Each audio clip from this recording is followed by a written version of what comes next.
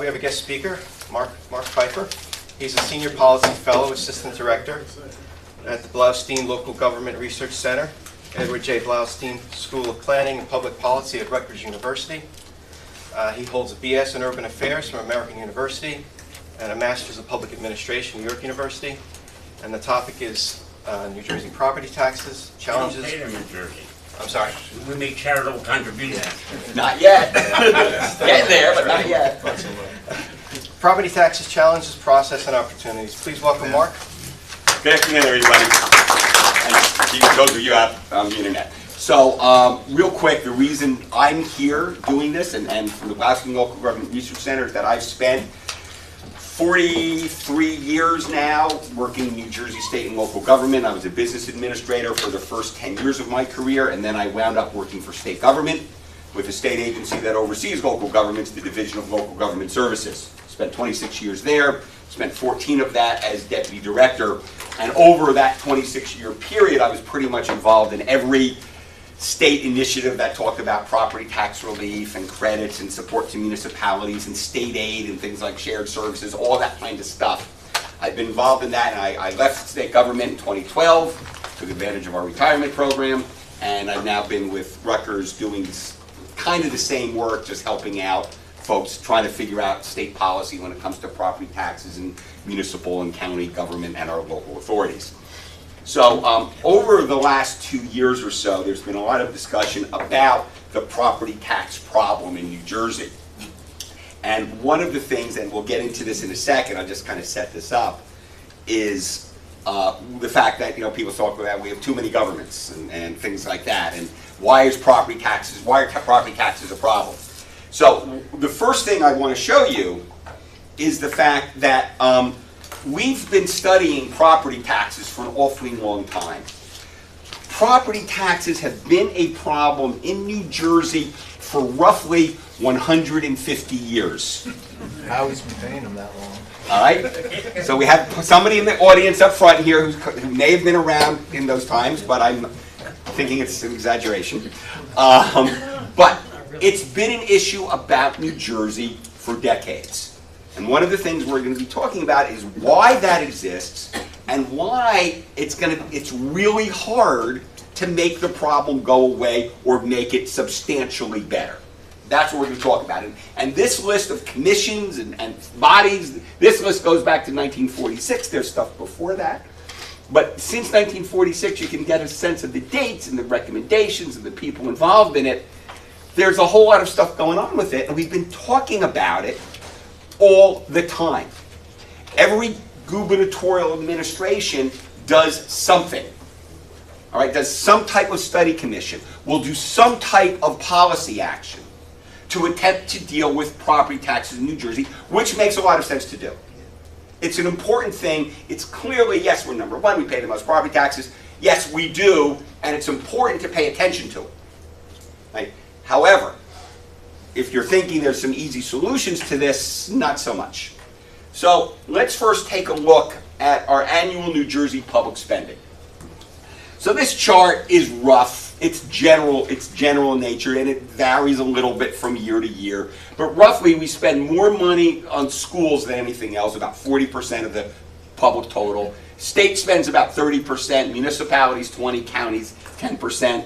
That state number would actually be bigger, because it includes it does not include state aid that goes to schools and municipalities. And we'll talk more about that in a slide or two. So our property tax levy, the average property tax levy statewide is roughly these numbers. Roughly 53% of it goes towards schools, 29% municipalities, and counties the remaining 18%. It varies from town to town and county to county. All right, some places schools can be 60%. Some places, like in Essex County, in some places you're going to spend more on county property taxes than you spend on municipal taxes. It all depends. Also, special needs districts. Special needs districts and schools. County. So what you're hearing here is the diversity and the disparities we have with property taxes in the state, and I'm going to amplify that with a slide in a couple moments. So this is the fiscal year 2018 state budget. And just to give you a sense of how the state budget breaks down, all right? The big hunk of that, 42%, goes out as state aid. And that's mostly income tax receipts that the state collects, turns it around and passes it back out to predominantly schools, secondarily counties, and lastly municipalities. Grants and aid, programs that fund other programs, predominantly in counties and some schools. Executive operations, the running of state government itself is roughly 10% of the state's budget. State employee benefits, rent and utilities, another 8%. Debt service, excluding school money, school construction is 8%. Legislative and judiciary is tiny 2.3%, and capital spending is a miserly 0.2%. Right? To try to control any of that stuff is really hard, because you can't make a lot of big changes on what are some of those small numbers. And it's really hard to bend those curves, and we can talk about that a little bit later. Of that roughly 43%, that's property tax relief that goes out. This is kind of a breakdown of those services that we get in state government. Property tax relief is at 43%. Children's health and human services, almost another quarter of the budget, and everything else breaks down slowly there. Funding for property tax relief, the reason I'm showing you this slide is the programs. You can see school aid, all right, it's about 13 billion, municipal aid, $1.5 billion, other things break down. Those are kind of like the breakdown of just straight property tax relief programs. Municipal money, where do municipalities get their money come from? Roughly 61%, and this is an older number, it doesn't change a lot. Roughly 60% property tax, miscellaneous revenue 17%, state aid 11%, receipts from delinquent taxes 4%, and surplus 6%. Here's how local governments get their money. And again, we're talking about the people who are spending property taxes, all right? Municipal stuff, type of taxes, we have fixed rates versus residual taxes, all right? Fixed rates, sales tax, income tax, right? That's where we have rates that are set. We get whatever revenue comes in based on what happens in the economy. Residual tax, that's our property taxes. We raise the amount of property taxes by basically a calculation, total expenses, or as we'll call them appropriations, less all anticipated revenues. That's the amount we raise by property taxes. The rate is variable each year because it's based on how much money we need to raise and what the assessed value of that community is, what the tax base is. Local governments do not get in persona taxes, person-based taxes, right? They get in rem, property-based taxes, right? So when we tax somebody for property tax, that tax stays with the land, not with the person. It makes tax administration a whole lot easier because the land doesn't move.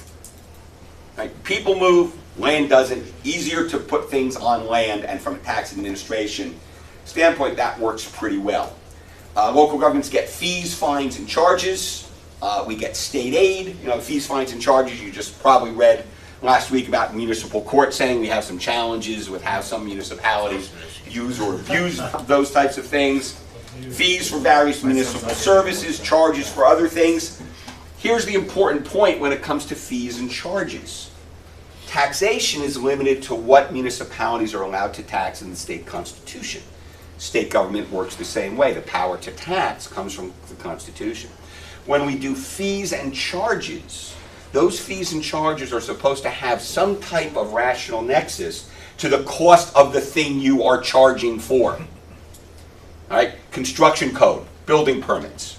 Right? The cost of running a construction code office, the issuance of permits, the review, the inspection, is supposed to be covered by those fees. It's not supposed to be a general revenue or produce profits for the municipal government. Right? It happens, right? But under the law, it's a fee that's supposed to have a nexus to the cost of delivering the service. So we're not supposed to use those to make money to offset property taxes. Question up front. But that rule doesn't apply to municipal court. That rule does not, because that's a fine. Municipal court is treated differently because it's a fine where you have arbitrary numbers that are placed. All right, you know, you have state laws or local ordinance that says, well, if you violate this, you are fined for this because there's supposed to be deterrence. Right? Some municipalities over time have developed a habit of saying, well, if we charge more, find more people guilty, we'll make more money. That's unfortunate, not the way the system is supposed to work.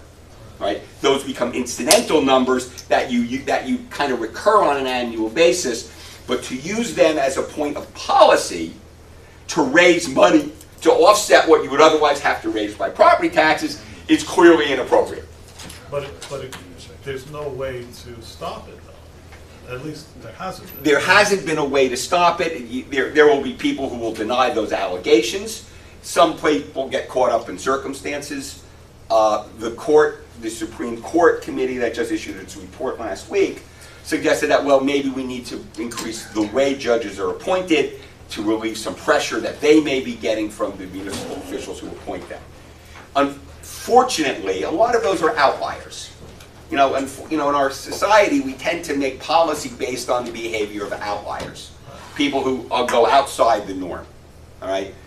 The people who are doing things the way they're supposed to sometimes get caught up and get blamed for that kind of stuff and get caught up with the penalties that may happen or the changes in policy that come from it. No, but it could be fixed legislatively if they want. Yes, the court has proposed legislative fixes to deal with those things. Where those go, political process remains to be seen. So a couple other revenue sources. State aid, this is money that the state provides to reduce property taxes. That's not money like a grant that you get and you're supposed to spend it on something. This is money that, if not for that, the property tax levy would be higher. That's the idea behind that. And then we get, whoops, whoa, what did I just do? There we go, okay, push the wrong button. You raised the real estate tax. I just raised the real estate taxes, right?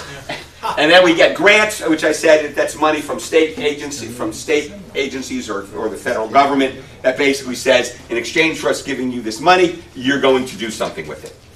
Right? We have programs where some of our urban areas get grants from the federal government to hire police officers or firefighters. Right? We give you the money, you're going to hire more of those individuals to improve public safety. We get programs for child welfare, child health, AIDS research, things like that. Grants come in, we're spending that money on those programs. And finally, we have what in municipal government we traditionally called our surplus, but it's from an accounting standpoint, it's more correctly defined as the fund balance, which regenerates itself each year. And then each year, in most municipalities, there's enough money that you can bring that in, some of it in as a revenue each year. The balance of it is used for cash flow purposes. We can talk a little bit more about that later. That's where the money, dedicated funds, sorry about that. Dedicated funds are things for a specific purpose. Utility operations, water systems, all right, where some municipality runs a water operation or a wastewater operation. You charge fees for those types of services. Right, we have money going in for those specific purposes, used for those specific purposes. In many cases, those numbers do not show up on the municipal budget. They'll show up in an audit document and financial statement, but the amounts will not show up on a municipal budget, so you don't see how much money is going in or being spent for those particular purposes. So, let's pivot a little bit. This is a question that a lot of people ask, and you read about it in the press. We just saw a thing a couple weeks ago where this task force that I'm on, somebody suggested, let's make all the municipalities that are less than 5,000 people, let's make them into larger municipalities and reduce the number. Which goes to this question of, do we have too much local government? It's an interesting question. Just curiosity, show of hands of the people in the room here. How many of you think we have too much local government? Well, that's most of the room. Well, in the sense that there's duplication. Well, We have 571 municipalities in the state of New Jersey.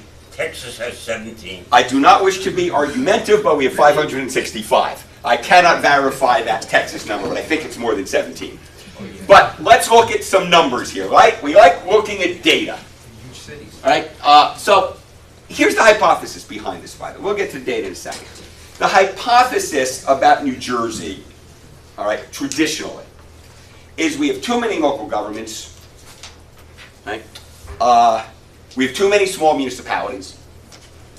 Common sense says that small is not efficient. And we have home rule. You guys want to come up? We can do this together. All right, Marc, and so common sense says small is not efficient. Larger organizations have economies of scale, right? Budgeting and financial management challenges are reduced in larger organizations. Therefore, the hypothesis concludes, consolidation can reduce property taxes, and we should start consolidating small places into large ones. That's been the hypothesis for decades. Now, part of my gig at the state government was for about 20 years, I was the staff member, I was the bureaucrat in charge of the programs to get municipalities to consolidate with each other. You can tell that part of my job didn't go so well for me. All right, we got 2. One of them really doesn't count because they ran out of people. But Quarry Township, if you ever gone out Route 80 toward the Delaware Water Gap, the last exit, if you ever got off there, you wound up in a traffic light that last 5 minutes. That was Quarry Township. Right? You don't have to go into the story, but they had just 3 people left that could run for municipal office, and they were getting older, and they said, we're not doing this anymore. So we basically wound up doing special legislation, got it passed in the legislature, and consolidated them with a neighboring municipality. The other successful one, started under my watch, was the Princetons. Princeton Borough and Princeton Township. Right? Very successful consolidation. Granted, they were talking about it since 1954, the year I was born. All right? And it took them some 50, 60 years to figure out that they were one community and they really didn't need 2 governments. And it's been pretty successful. Now, granted, when they finally got around to it, they had a single board of ed, a single library, a single fire department, a single health department, single land use board, shared recreation programs, shared a lot of other stuff. So they were effectively one community. There were 2 municipalities, but one community, and they're just one community with one municipality. So the data, on the other hand, the data says, when you look at all the other states, we have more municipalities per square mile. That's the usual data point that comes up for these types of things. And that's okay, that's true. But you know something? We're also #1 in population density. We are 20% more densely populated than #2, which is Rhode Island, and 40% more densely populated than #3, Massachusetts. In case you want the numbers, we roughly about 1,200 people per square mile, Rhode Island 1060, Massachusetts 860, and Connecticut like 750. There's a difference there. Density means something. Compared to other states, because of our density, we don't have more government per capita than most. All right? 9 of the 20 most densely populated municipalities in the country are in New Jersey. 27 of our municipalities are in the top 100. We own 1 through 4. The 4 most densely populated municipalities in the country are in New Jersey. Not New York City? Nope. Nowhere near. Union City, #2. Who's #1? Guttenberg. 4 blocks. 4 blocks. The Galaxy high rise. How could that be more popular than Manhattan? Manhattan's not a city. Manhattan's an island. Fairfield Borough. is coming County. close now. It's part of New York City. Awesome. New York City's got 5 Yeah, but boroughs. you still got Brooklyn's crowded. Who's 3 and 4? 3 and 4. West New York and Hoboken. All that area. That whole area, yes, that whole northern Hudson kind of area is part of it. That's the traffic. All right? We got some space. You know, you asked the question before, how many people think there's too much government? Most people raise their hand. Yeah. How many people would like to get rid of their own government, their own towns merging and losing power? That would probably be less. We'll come back to, that's a real good point. We will come back to that. Let's get a couple more data points up here, however. So we got 9 of the 20. 9 of the 20.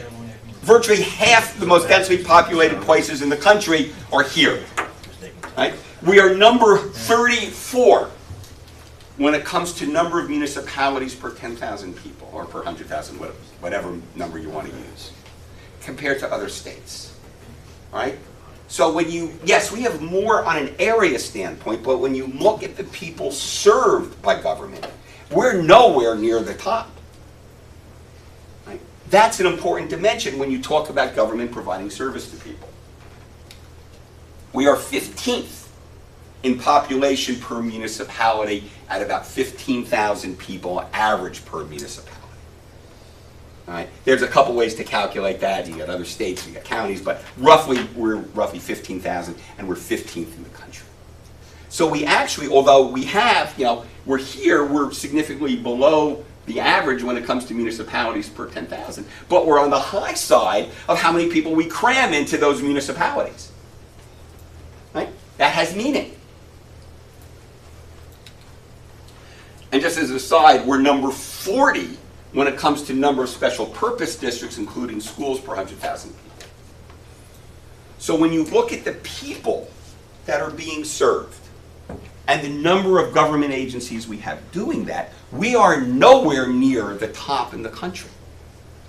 Right? And then one other thing to think about. Somewhere between 20 and 25% of New Jersey's land mass will never be densely developed. We've got the Pinelands, we've got Western Sussex and Warren County, we've got the Highlands, right? We've got Southern Jersey, which is agriculture. That land mass will never be dense, will be significantly populated. We've cut off population growth in the Highlands section, starting up in Passaic County, working its way down into Morris and Somerset, and working through Hunterdon, where we limited population growth there because of water supply issues. I'm not even counting that as part of that 20-25% number. So we're cramming a lot of people into a number of places. Fair one. All right, so these are really interesting issues. So it kind of comes to, do we have too many municipalities and do they cost too much? Now, a colleague of mine at Rutgers, when I left Rutgers, when I left the state, and I went to the academic institution, one of the things that was on my mind was, what about this hypothesis? What's the story on it? Is it real? Do we have too many municipalities? So there's been some research about this over the years, and we made a contribution. But first we found a state commission back in the late 2000s, research found that research is highly variable about what is the right size of a municipality and what are the right costs of the municipality. The Newark Commission studied it and found no correlations. Nationally, internationally, there's nothing like a right size city. There's some good data that talks about the right size of a school district, how many students can make up, how many students you want in a school district to provide cost efficiencies in running a school, diversity of educational opportunities, lots of different programs. There's some data on sizes of school districts. Nothing of any reliability that says what is the right size of a municipality. And if you think about it, municipal services are very dependent on the population, the demographics, property values, what the tax base is. A whole lot of variables will go into the decisions as to how municipal officials decide to provide services. That becomes a very variable thing. So Ray Caprio and I, Dr. Caprio and I, did a study called Size May Not Be the Issue, an analysis of cost of local government and municipal size in New Jersey. You can find that online. Just do a search for Blaustein local size and you'll probably find it. In 2014, we looked at 2011 data, and we'll probably be refreshing the study in another year. We looked at total spending plus fire districts. Those of you, we have 100 who live in one of the municipalities that has fire districts. We have 100 municipalities where fire is a separate item on the tax bill, right? Because you have a separately elected fire commission. We added in fire districts. We took out the reserve for uncollected taxes, all right? In business speak, that's allowance for bad debts. We forced municipalities to raise extra money so they can pay the tax levy to the school in full, to the county in full, and the municipality bears the risks and reward of that process, and we're not going to get into that. It's municipal accounting stuff, but it takes that out because it doesn't have anything to do with how much money a municipality spends. Looked at 2,000 population. We then ranked municipalities into 10 population groups from 0. We divided at 565, and we did a per capita spend average for each of those groups. So we found a couple things. First of all, I'm not showing you the slide, but we found that resort communities, and we have a statutory definition of them, they were always at the low end. They were high expense, right, but low population because they're resort communities. They have an abnormal spend because they have to spend for a resort community that can double, triple, quadruple in population in the summer. So we took resort places out. When we take them out, we're down to about 505 municipalities, and this is the spread of cost per capita. It's not terribly remarkable, is it? The tendency is that larger places spend more per capita than smaller places. Right? And you get those little dips in there. You get some sweet spot maybe. You got a sweet spot between 3,600 and 5,100 people. You got a little low spot, that's the lowest per capita cost. It'll pop up, then it goes down, up, then it bounces around. Now, they're very rough numbers. There's some whole bunch of variables we couldn't control for.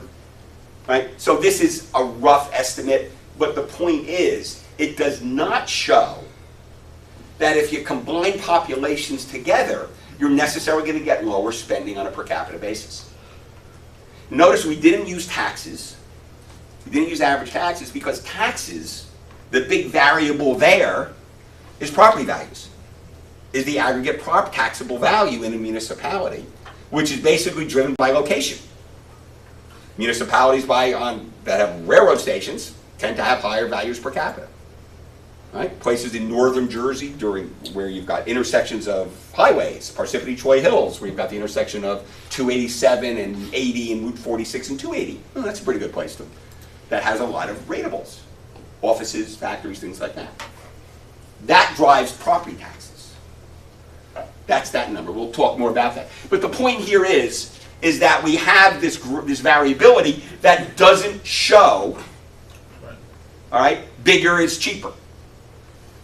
It tends to show bigger is more expensive. Yeah, Right? This is a map of breaking down population per square mile. It's small because you can't show a long state nicely on a slide. But the purple areas are the low population places. All right? The darker places, the yellows, the reds, those are all higher population places. Notice the density. The smaller places are these larger rural places. All right? They don't have a lot going on in a lot of those places.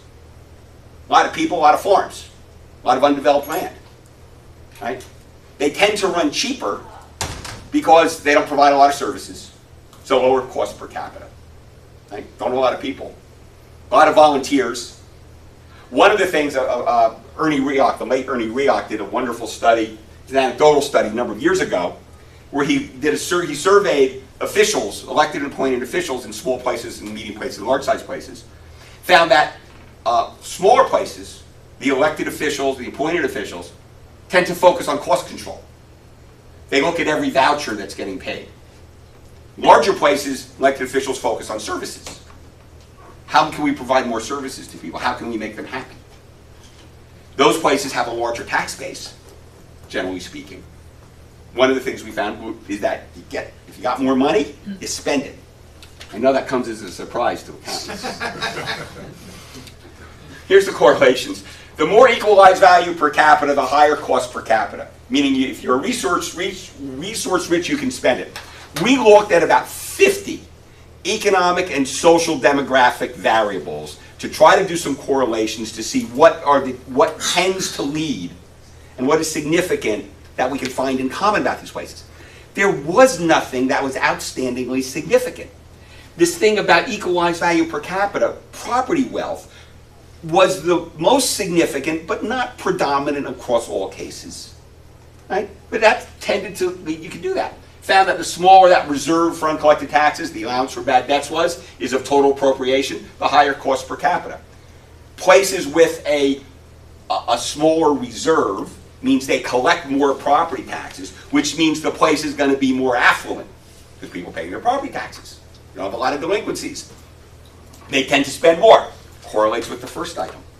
The smaller delinquent taxes are of total revenue, the higher cost per capita. Yeah, same thing. Basically, if you've got money, if you've got resources to spend, you're going to spend it. Right? More wealth leads to more spending. Right? So, if you follow that other thing, we were saying, well, if you can take places together and give them more wealth, there will be a tendency to spend more money. Smaller places pay their employees less. Lower salary, lower pension costs. Larger places, more employees, more active union engagement, negotiations for higher salaries, more management overhead, more complicated stuff. Smaller places are simpler. We did not find any socioeconomic indicators that explain more than a few circumstances. Larger places with lower income spent more on programs, state and federal funding. That's a big deal.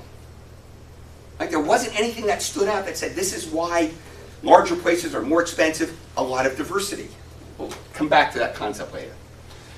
The conclusion that Dr. Caprio and I reached was the bottom line is the data does not show that we can consolidate ourselves into savings, but there are places where consolidation makes sense.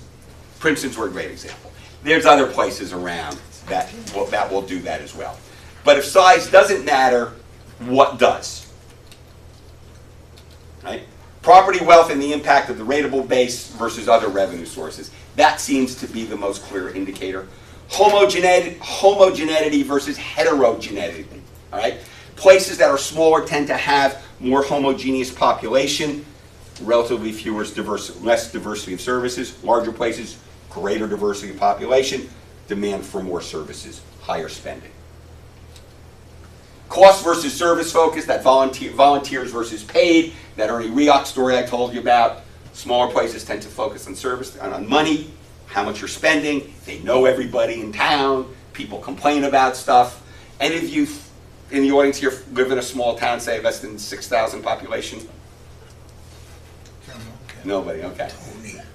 I can assure you, if you're an elected official in one of those towns, you know everybody in town, and people are not shy about telling you what they think. Union-driven costs are lower in smaller places than larger ones. Salaries lower. That's pretty much across the board. That actually is pretty logical. One of the things, and this was a big thing in the case when Princeton was starting to talk about their consolidation, does the relevance of community offset looking at consolidations just about government savings? Right?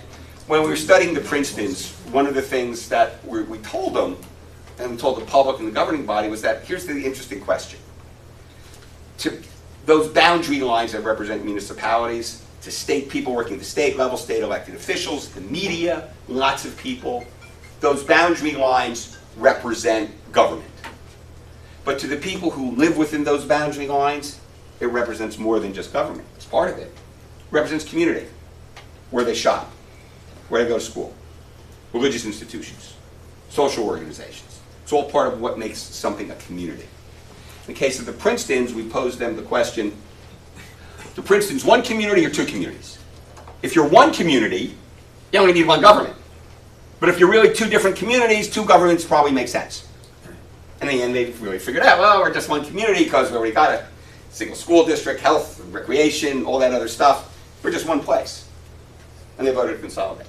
Those types of circumstances make a lot of sense. We also have great diversity in choices of municipalities that reflect the mix of services and costs for diverse population, but with exceptions. Right? So we've got this incredible diversity of places where people can move to and find different housing costs, different educational options, different economics, given their own personal economic circumstance. Lots of choices. Competition. Municipalities compete with each other. And consolidation savings aren't as great as might be imagined. We did a study where we said, well, if you took a municipality and said we can reduce costs by 10%, when you reach that down to the impact on an average tax bill, all right, remembering that municipalities maybe between 25 and 30% of the overall tax bill, that impact on the tax bill is relatively small. Right? And the thing we found at the end is a quote from the field of evolutionary biology, is that everything is the way it is because it got that way. All right? New Jersey municipalities developed the way they did because they did. Lots of different reasons. We can have a whole separate talk about that. But the bottom line is things got that way because they did, and now we're dealing with that. And changing things that kind of evolved over time, as we know, becomes a bit of a challenging thing. So, with that as the setup, let us talk about what does higher property taxes actually mean. We say, well, property taxes are too high. Well, they're higher than what? What are we comparing them to? No? Before we get there, let's talk about what's good about property taxes. It's efficient to administer, system places administrative and fiscal risks appropriately, and low tax administration costs. Some people complain to municipal officials about school taxes, and mayors hate that.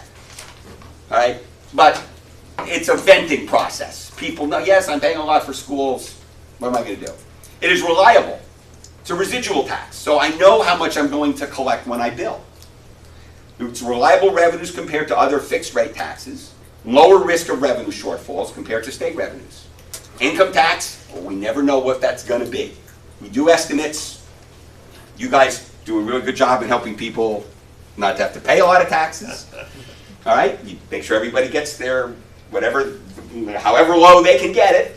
Right? But that number that the state estimates will vary. We don't know for sure what we're going to get, and there's revenue risk the state has to take, which is reflected in the amount of surplus it has to keep and the policies it sets. Local government, not an issue. Schools are guaranteed their entire tax levy. They don't have to worry about it. County's the same. Municipality has a responsibility for managing it. Right? They collect the taxes. They bill it. All right? Their job is to get that money in. And they also get the advantages of when there's new construction, that first year that something's in place, the municipality gets to keep most of that money. It's a great deal. It works out well.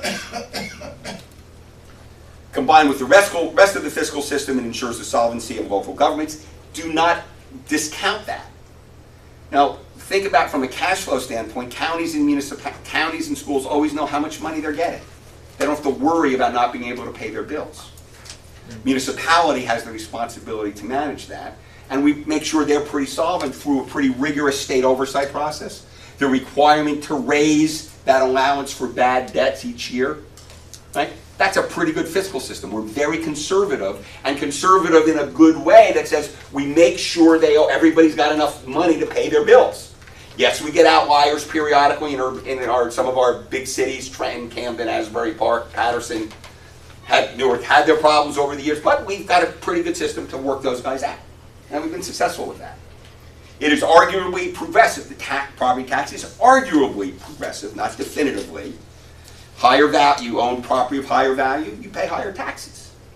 Right? If you think you're paying too much in taxes compared to your income, you got lots of other places you can move to. Right? Yeah, you realize that doesn't work. Senior citizens get trapped, fixed income issues. It's, like I said, it's arguably, right? Not totally. But other policies can influence those things too. We have problems at the low end, which can be resolved via income tax-related policies, which have their own technical challenges. Some people make bad economic choices. Some get forced into it. And we now have a SALT problem. Right? And no one's really going to be real good at predicting exactly what the impact of that's going to be or how long it's going to last. And senior citizens have an interesting issue about whether they should be paying school taxes. Right? I'd be happy to have that discussion with you later, but we're going to keep on going. On the other hand, property tax results in municipal rateable chasing to keep rates low with new revenue, which adds to growth pressure. 50 years ago, that wasn't such a big deal. New Jersey had lots of room to grow. Today, yeah, a little more challenging. Got environmental issues. We can't really develop in the pinelands. That seems hard to do. A lot of density challenges, environmental issues. It's become a disincentive to zone. The property tax has also become a disincentive for some municipalities to zone for development that will result in school children, which highlights how things are interconnected. All right? It's an added challenge to growth in restricted regions like the Highlands. Local political control of the property tax focuses on elected official attention on it. That has pluses and minuses. A lot of elected officials get reelected or lose reelection because of what happens to the property tax in their town. It forces attention on it. And yes, there's outliers in lots of places where they get great rateable growth. I mean, look at what's happening on the turnpike. The municipalities that are joining the turnpike, the growth they're seeing in warehousing, ancillary related services because of the distribution and logistics industry growth that we've been having. A lot of those towns have been picking up ratables every year. That's pretty cool. Not much of a problem there. Senior services with the higher costs are also paid by folks with lowest incomes. So urban areas. The highest cost of services that we have are often found in our cities because there's a lot of services we are providing to a low-income population. SALT deductibility is the new problem and its current uncertainty. It's easy to complain about. It's the only tax that people pay in quarterly amounts and not at the point of sale or not as a deduction from their payroll check. Mortgage-based payments are a completely different dynamic because a lot of people who pay their property taxes to their mortgage have no real idea of how much they're paying in property taxes. It's not something they relate well to. You get a card every year. You get a card every year. How many people read that card? Did you know that since 1992, more or less, there's been a statement on your property tax bill that shows how much state aid your town, or since 2007 when we invented it, how much your property got in property tax relief from state government? Does that ring a bell to anybody in the room or watching? I've seen it. Yep. Okay? How many people have no idea what I'm talking about? It's close to zero. It's close to zero. Well, yeah. Well, now we changed it because now you actually have to go to a website to look it up. We give you a web address where you can look up how much properties. It's not on your bill anymore. But for years, people had no clue. You guys, but based on your profession, yeah, you're going to look at that stuff closely. Average citizen, not so much.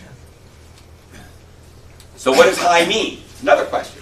Tax bills are dependent on three key elements. The combined tax levies of each taxing district. Remember, you got your school, your county, your municipality. You might have a fire district. You may have a county open space, a municipal open space tax. We've broken out municipal library taxes. It's a separate tax. They have a separate tax now. Used to be in the municipal part of the municipal levy. It's separate now. Right? You got all these different things on it. It's the property tax. It's the property value of each taxing district, each municipality, which varying percentage of residential and commercial values in each municipality.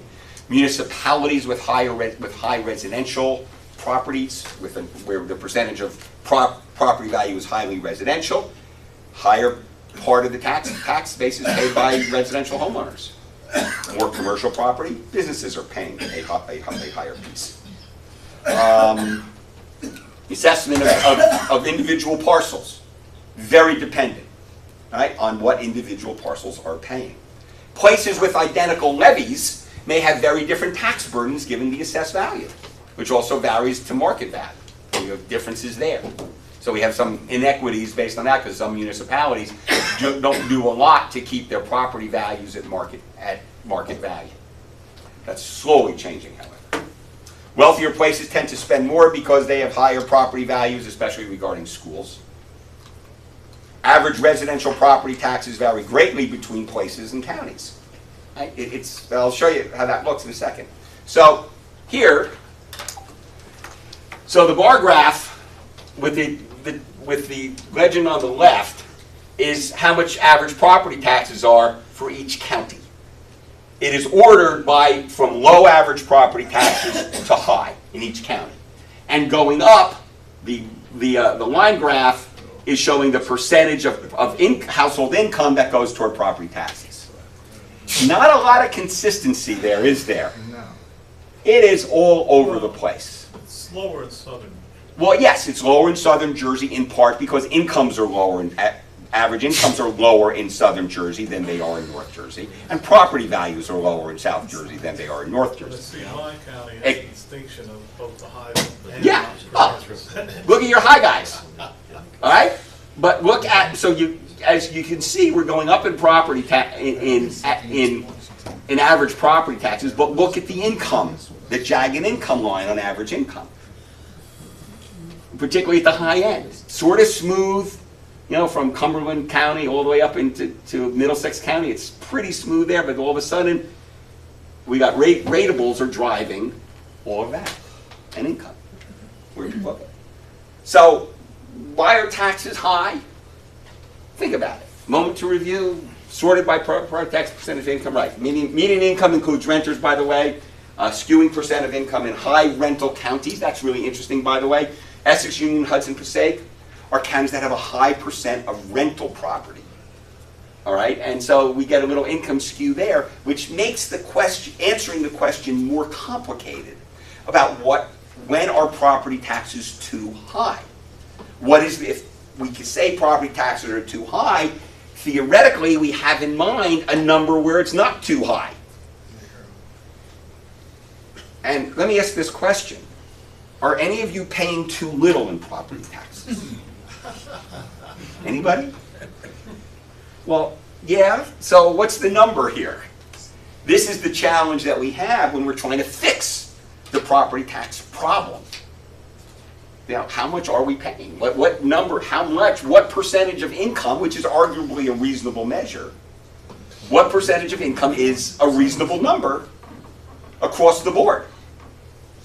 Right? And how do you adjust that for household income? No, people decide. People have high income, decide to buy a place that's really nice. Pretty much anybody in Rumson. Right? They made choices. Right? In some cases, their taxes there are lower than a lot of other places. Because not a lot of services. Homogeneous population. Right? Great schools. Right? So this number is an interesting little thing. It's the total property tax, the residential portion of the levy. How much of the tax levy is based on residential property tax base of state personal income from 1954 to today. And I've highlighted the peak and bottom years where they were. Look how that number goes all over the place. That's sort of a gross measure, all right, of how much people are paying in property taxes out of their income. And it runs between, the average is right, 4 to 6%. It's roughly, if you look at the trend line, you know, it was higher than it used to be. In 1954, we were probably at about 5.12%. Now we're down to about 4.7%. 4.7%, is that right? Yeah, about 4.7%. We've actually been going down over the long term. Yeah. But that's not adjusted for sales tax or income. No, oh, it's not. It's not. You didn't have back. Right, right. We did. Sales tax showed up about here. That's when sales tax showed up, at 2 or 3%. All right. Income tax 76. showed up about here. Here's where income tax showed up. 76. So you saw the big drop. The income tax did what it was supposed to do, didn't it? It was supposed to reduce property taxes. Well, 76, boom. Right, 78, 79, right there. Now here, around 1986, 87, we lost the effect of that. Oh, Florio raised the tax. That wasn't Florida, that was Kane. 91? No, Florida, so 91's over here. All right, we had a peak here, and that peak was... Kane in his second term, yeah. You're right. So that peak, this is Florio here, where we had a jump, but then we jumped down, and we've been dropping ever since. Notice we've been dropping in the 90s into the 2001 recession. Now, pop back up. We had our recession. All right, the recession bottomed out about here. We've been moving up since. You So, know, when AC in Atlantic City and the lottery came in, it was supposed to lower taxes because the state was providing before, so this was going to take over. well, actually, no. Well, that was... Atlantic City, One was the seniors, and one was the... Atlantic City focused on seniors. Yeah, but they were getting citizens... If we provided pharmaceutical relief Okay. and other aid to seniors directly through the state Oh, the take PAD program? from the PAAD program. Yeah, All right, that was that. It wasn't property tax relief for anyone else. It provided some new revenue for investment. Casino Redevelopment Authority, yeah, they reinvested in the region, spent some money at the Meadowlands, other places in the state, so it created some capital investment for us. But it wasn't the income Yeah, the tax. state was providing some of those things before. It Now did they didn't have to replenish worry about Atlantic it. City. No, that was. I could do a whole rap with you on Atlantic City. If we've got time in the Q&A, we can talk about that, because I don't want to go into that rabbit hole. But the point is, again, the challenge of how we fix property taxes and what's too high. On a macro basis, we're actually dropped down a little bit. We have a little uptick here, and this is 2015 here. I ain't taking it out further, but it's still nowhere near our peak. Right? And what's our expectations? But we're conflicted. More than 3 in 4 New Jerseyans rates their own town or city as excellent or good place to live. You figure if they hated property taxes so much, they wouldn't be so happy. But they like where they're living. right? 70+%, and that number varies from year to year. Roughly 70% think, hey, this is a cool place. I like it here. This overall 77 positive rating is a numerical high for this question going back statewide polls from 77. The prior high was 76 in 2012 and 2011, coming out of the recession. Right? You know, we got a conflict here. We say different things. The 37% number giving their town a top rating of excellent is the high point for that metric, surpassing a 34% from 5 years ago. Right? So we have a little conflict here. All right? So what is the problem? Are rates too high? If so, what is too high? Are they too low? Just right? What about the impact of rateable base and boundary lines? Those become arbitrary. What's our measure? Median, mode, percent of household income used for property taxes, some other number? How do we decide where it's too high? Do we compare state or county averages to come up with those numbers? Is it a localized problem or statewide? Urban or suburban or rural? Or is it more subtle than that?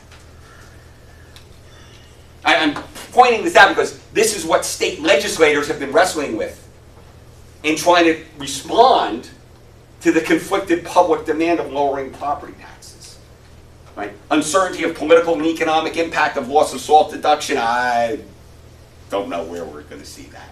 Can't be good. All right? But we don't really know what the public impact is going to be. And what are the trade-offs or solutions? So, let's control costs. Let's do stuff on cost control. We're paying too much in taxes. Let's reduce the spend side. All right, well, what do we face with this? Labor cost control is hard in a union environment. Union labor relations law and government favors unions, and civil service system is not terribly efficient. We have politically motivated management can act poorly, so you got to protect employees.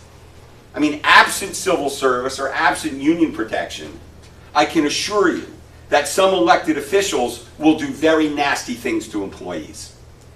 We kind of had a history of that in New Jersey prior to the 47-48 Constitution. Right? A lot of that's gone away, sort of still exists in some places. But it also drives up costs. Personnel costs in civil service towns are high. All the big cities in all but one county are in civil service. Most of the small places are not. But we basically said, okay, in 1968, we said, okay, public employees can organize, right, and negotiate. In 1977, we created interest arbitration that provided form of settlements, basically to settle police and fire interest arbitration cases. Right? We created that model. Arguably, and I would argue this, is that those systems have been skewed toward labor. All right? We have to also keep in mind that in our society and country generally, public sector employees are the only group of employees that are getting involved and have influence in who their bosses are. That's an interesting conundrum we have, and nobody's really figured out how to solve that. Employee cost sharing of health benefits has been done, but the benefits are still high. 2011, we said, okay, every public employee over the next 4 to 6 years is going to be paying a percentage of their health benefits cost. That number's roughly, depending on how you count, 35%.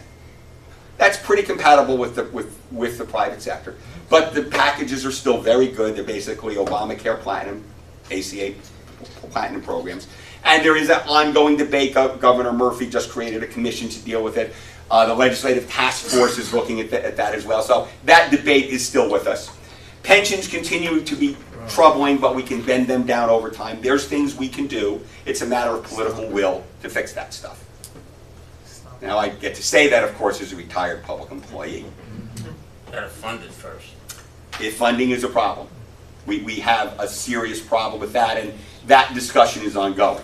That discussion has effectively been ongoing since about 2002. What percentage of it is being funded now? It's still underfunded, right? Depends on the system. If you look at the PERS system, which is state and local government, it's rough. I don't want to say the number because I don't know what the current numbers are. Teacher system is the most poorly funded system that we have. The teachers' pension systems, that's all paid by state government. Local districts do not contribute a share like a municipality does for its public employees. It's all paid for by the state. Which goes back to that issue, you know, the public policy. We said, okay, state's going to pay for pension contributions for all professional teachers and certificated people, right? It's a public policy decision that was made. That's what we deal with. Appropriation and cap levy. We have caps on, we've had a cap on appropriations in most places since 1977. We put in levy caps, how much that tax levy can go up every year. Governor Corzine, we did that in 2007 when it was 4% with a bunch of exceptions. It did lower the average rate of increase from between like 8 and 12% to 6 and 8%. Arguably not enough, didn't bend that curve enough. Governor Christie came in 2010, said we're going to go 2% with just 4 exceptions, right? That's in place now, not going away. We also imposed that change in health benefits where employees have to start paying a share of their money. That was freed up some money in municipal budgets, and county budgets, and school budgets. We also did an interest cap, a cap on interest arbitration settlements, which was 2%. That lasted until the beginning of this year. That's off now, and we'll start to see the impact of that over Is that next. all for all employees or just certain? That was just police and fire interest arbitration cases. That 2% cap went away. We still have the overall 2% levy cap, which isn't going away. That still exists. Right, that's what I thought. Right. Let's see. So rateable increases in ratables allow for increased tax levies. Okay, so if a new factory comes in, or take Atlantic City, we got 2 new casinos. Well, that's actually a bad example because we're not taxing them directly anymore. But if a new warehouse is going in Cranberry or South Brunswick, the taxes that value brings in, school, county, municipality get to spend that extra money. So that's how they can keep their budgets up. Alternate service delivery. Can we change the way we deliver services? Sharing services has its challenges. We always talk about sharing services, finding providers or client communities, managing cost increases, dispute resolution, loss of local capacity once done, and political changes. We've had a lot of successes in that, despite that. We find that when pushed to the hilt, governing body officials can get together with other ones and reach agreements on how to provide services together at a lower cost. It's been a great success story. We've been doing that since 1975 or thereabouts. It's not anything new. Passed the law back in '75. Virtually every administration had some type of a program to encourage local officials and school officials to engage in shared services. We had incentive programs, we've had promotional programs, we've had just, hey, come on, you can do it, guys. Right? We've given money, we've given incentive grants, we've given reward grants. It works. Right? Could we do more? Probably. Right? But frankly, the thing that's the best incentive for that is that when costs get too high in one municipality, they try to look for other ways of providing a service, and they'll talk to their neighbors. That's kind of the best incentive for that. Counties have more potential for sharing services, less local control, and increased politics, but there are successes. One of the great statewide success stories in most counties has been 911, emergency call taking and emergency dispatches. That service has gotten very expensive for local governments to provide on their own. We've seen a number of counties step up, and we've seen regional service providers, like one town decides to provide it for a number of neighboring communities. Those programs have worked out really well because they're expensive, and people are learning, slowly in some cases, that in order to do police dispatching, you don't have to have your own police officer sitting at a front desk doing the work. We have some wonderful training programs, great technology for what we call public safety communicators or telecommunicators now. Outsourcing services.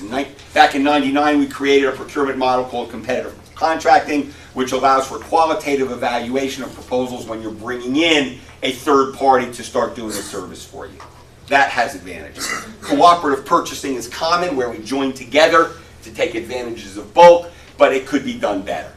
So a lot of places, unfortunately, is that some cooperative pricing has just been pricing services, but we leave a lot of volume on the table because there's a lot of options for shopping around for that. Schools. Well, our schools are generally highly rated and desirable. One of the reasons is we pay for that. We pay for facilities. We pay for textbooks and instructional materials and technology. We pay for qualified teachers to do the job, right? As a result, we are one of the most highly rated states when it comes to our K through 12 educational system. And schools, you say, aren't cheap. Federal and state mandates add costs, and some of those costs are things we need to do. Special ed programs, for example, all right? You know, you got to educate them. We have obligations as a moral society to do those things. We have moved some costs to fees, right? Schools will charge fees for something that when many of the people in this room and myself were growing up were part of your K through 12 education. I mean, how many people listening to this or here had driver ed as part of your curriculum, right? How many of you had to pay separately for it and do it outside of school? Not so many of you. Most schools today, basically, it's an outsourced project. You have to pay fees for that. We found a lot of foundations. Many districts have created foundations to absorb some costs that aren't being raised by property taxes anymore, or couldn't be because of the caps. State school funding has been flat for 8+ years, but not for costs. We have this new formula. The governor signed the bill yesterday. We're fixing the state aid formula. It's going to take a couple years to be fully implemented, but that's a big deal. We've had some challenges with that over the years. We're now on the road to fixing that, but it's also costing increased money to equalize the school aid challenge that we've built up over time, as far as money going, the right amount of money going to right districts, and there's all kinds of formulas behind that. Generally, our public's desires to support good schools. It's a state asset. It's a reason people want to live here. Right? We got lots of reasons why people want to come here. Right? Schools are one of them. It also supports property values. Good schools historically provide support for property values, and the property value is the bottom line of what many owners think about when it comes to state and local policy. What is this policy, be it from my local town council, from state government, what is this policy going to do to my property value?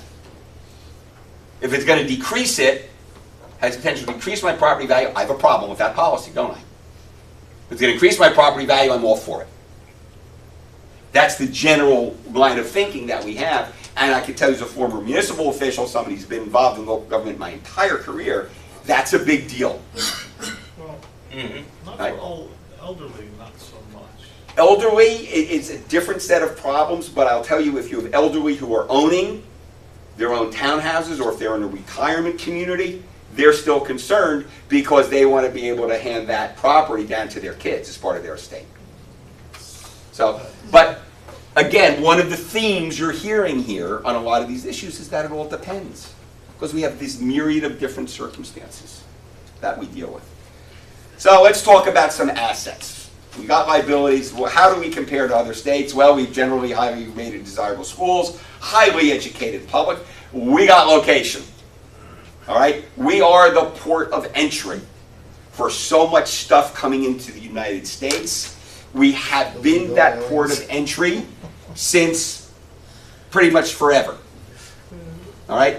The industrial growth of the United States in the mid-1800s was driven by railroads. And as you know about and before that, you had like the Erie Canal going up to New York, opening things up, and railroads opening things up. The Amboy and Camden Railroad, Camden-Amboy Railroad that ran from Perth Amboy to Philadelphia, well, to Camden, then across the river to Philadelphia, was the big economic driver of this country in the mid-1800s. Because it got goods from Manhattan and Europe to the rest of the country. It was a huge deal. Right? And it also was the basis of the state's, it was the state's economic lifeblood during that period of time too.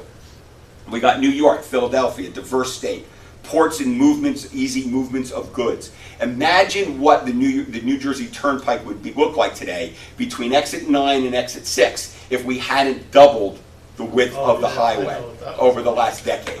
Think about the economic driver that has been, when combined with the dot-com revolution on logistics and distribution, how there wouldn't be, traffic would not be moving today if we had all those warehouses and distribution without those added 3 lanes in both directions.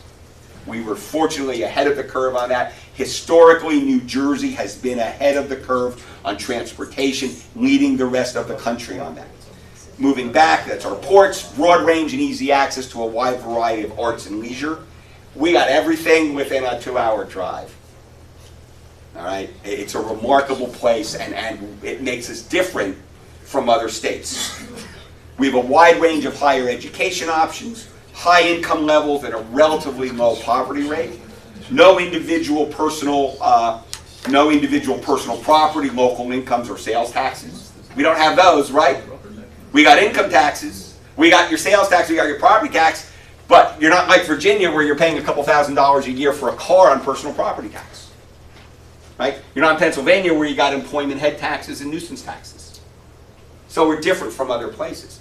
Clearly, we're in a lot of states have local taxes like New York, we don't do that. sales tax. Right? We don't have that. All right? We're a lot more easy to manage and efficient in that regard, but we still need to be able to compete. But we can't forget these assets. Should show this slide to Amazon. Yeah. The public has a high degree of quality of life. The public has a high degree of quality of life, as shown by that survey I talked about before. South Dakota. All right, it's a big deal. All right? People like being here. Yes, there's people going to leave. There's always going to be people going to leave. Seniors are always going to want to go to Florida or to Arizona. All right? It's been that way forever. But remarkably, when seniors leave their house that they grew their family up in, somebody's buying it to put a family in there. All right? We don't have a problem turning over homes. But the people buying it are lower income, We lower have, net worth than the people selling it. Yes. And so the average net worth of the average citizen is getting lower and lower. we have that's general economy right now. That's not unique to Jersey. We're losing the high income people. Yes, because they are aging out and moving. Right. All right? That's okay.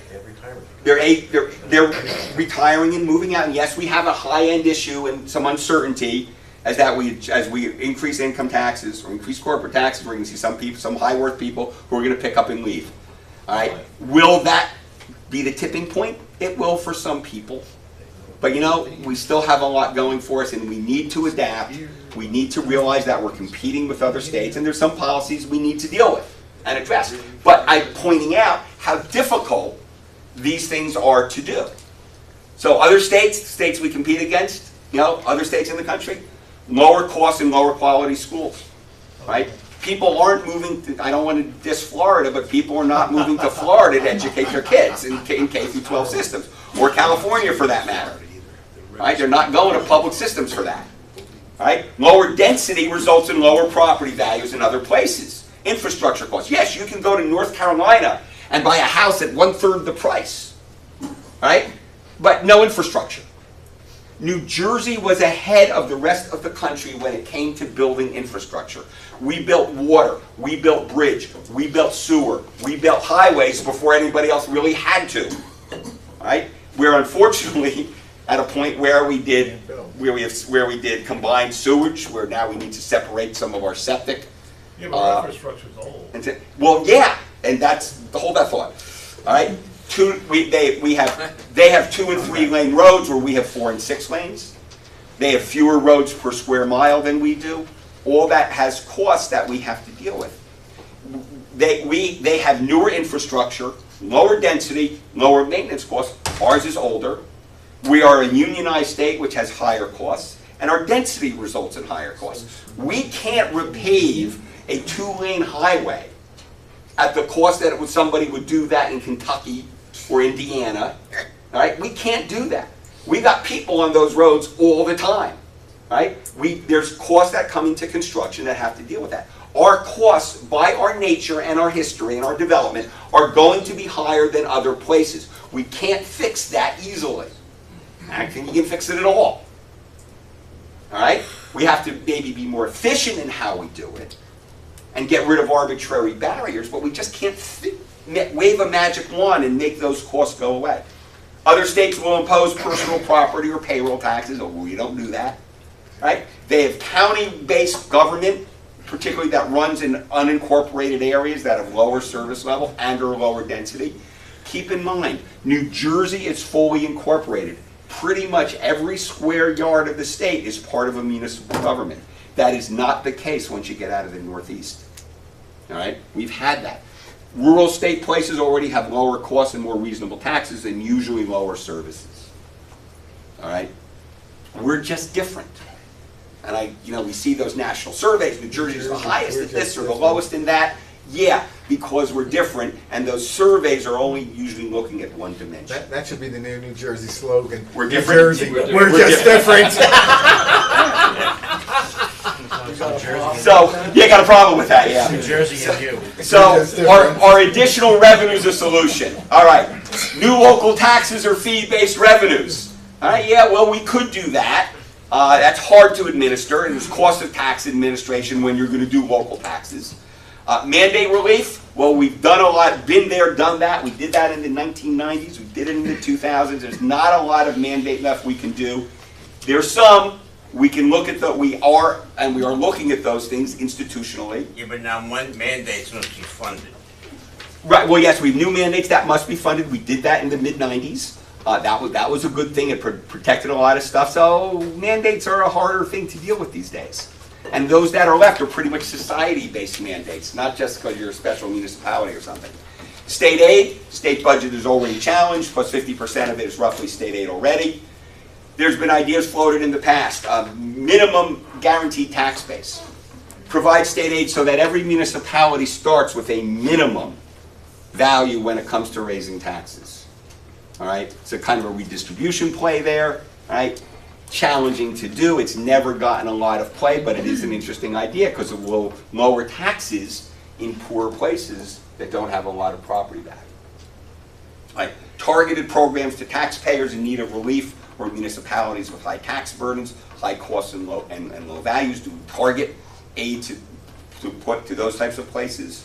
Formula aid reform, essentially municipal aid's been frozen since 2003. League of Municipalities will complain about the $300 million a year of what was municipal revenue from what we call the gross receipts and franchise tax, now energy tax receipts, that the state just keeps because they can. I tend to agree with the League on that one. And the legislature generally doesn't see municipal aid as their problem to fix. Because when they give that municipal aid out, it lowers property taxes, but the legislature doesn't get any credit for it. That's why they had those statements on the tax bills that not a lot of people saw. What else can we do? Expanded county assumption of services. There's some room for this, but we need to be cautious about it. Emergency call taking and dispatch, as we said, has been a big win. Public health is an area where that's possible. It's already some counties already have contracts with municipalities to do that. There's been some discussion about moving tax assessment to the county level. I'm not sure that will work terribly well. It may work in one or two places, but I'm not sure there's a lot of value to that, but we need to look at that further. And there's also a question of when scale saves money. Right, solid waste collection, yeah, that could work in some places. Police services, a little bit harder. All right? Again, it's, yes, you consolidate 2 towns and police departments, you don't need 2 chiefs. But now you may need a deputy chief. You may need an administrative person because you got a larger span of control you have to deal with. More people, more management, more personnel challenges. Right? We don't do that well. State assumption of services, I don't think that's going to, that doesn't pose a whole lot of options. With the library, they changed the library funding. Libraries, basically, they took what was in the Used to be 15% of municipal value. No, the millage is still there, but instead of being part of the municipal budget, the minimum amount of it is just raised as a separate property tax rate. Yeah. It was able to lower the municipal rate, but you had a separate rate on it on your bill, so it didn't save any money for you. It was a perception. Didn't do anything, but they changed it. It was intended to be a perception issue, which no one really noticed. So, improvement of tax administration can result in improved tax equity. But those who gain from the current system won't like it, and as we know, we tend to have those types of challenges where people tend to block and use political effort to try to stop things from having to affect them. Increased eligibility of business personal property that can be taxed. That's something that's been reduced over time. That could result in more municipal revenue. On the other hand, you're going to increase costs on businesses. All right, how do we deal with that? As much as we say, well, when our property tax is too high, when are business taxes too high? All right, you can have that same debate there. Yes, we could try to shift the burden around a little bit, tweak it at the edges. That will help some people, not so much others. You know? So that's a problem. Technology-based efficiencies are probably out there, but new technology, as your profession has noticed, brings new costs, doesn't it? How many of you are now doing cybersecurity type audits that you weren't doing a decade ago? All right, one guy raised his hands, but I'm pretty sure it's most of you. All right, new costs come in with that. Technology, yes, we can do things better, quicker, more efficiently, but we now have new challenges of managing technology, dealing with cybersecurity issues, which have their own costs that we're just starting to really getting to understand. Step back and do a re-examination of overall state and local tax environment. Remember that first slide I showed you of all those studies that were done. We haven't done anything on a really organized basis since the Whitman years, really, where they had a property tax study commission. We did 2007, 2008. The legislature did its own special session on property tax relief. A whole bunch of recommendations came from that. Christie administration, we really didn't do anything other than those legislative fixes, which were pretty good. Right? Can't knock those down, but we didn't step back and look at our overall economy. The legislature's created this fiscal and economic work group that is going to be making recommendations back to the legislature in the next couple weeks. That's been a quick shot at it, but that's the closest we've got to something that's stepped back and say, what's our overall set of circumstances here? All right, we tend to respond with our guts, all right, and stepping back and looking at some of this stuff has some value. We ought to do something about that. We then have to deal with citizen expectations, all right? For example, I asked this before. Do you know anybody that thinks their taxes are too high? Any of you doing personal tax returns? Anybody complain about that to you? Nobody. Even mention it? Nobody. Doesn't even want to mention it because they think it'll raise their taxes. My clients are all mute. Right? That's an interesting challenge because those people are not going to say that, are they? Even if they are at the low end, and they're not going to say anything. Are high amounts correlated, are high taxes correlated with high quality of services or life? You know, are people happy with that? You know, there's a correlation there. Much of the public wants lower taxes, but no change in service level. That's that ongoing conflict we have. Should we be thinking in terms of the percentage of household income that goes to property taxes? I showed you that chart a little bit earlier on that point. Is that maybe a good metric to use on how we figure out when taxes are too high? You know, if you are above an average, you know, we poke an average, a state average, or maybe a regional-based average income.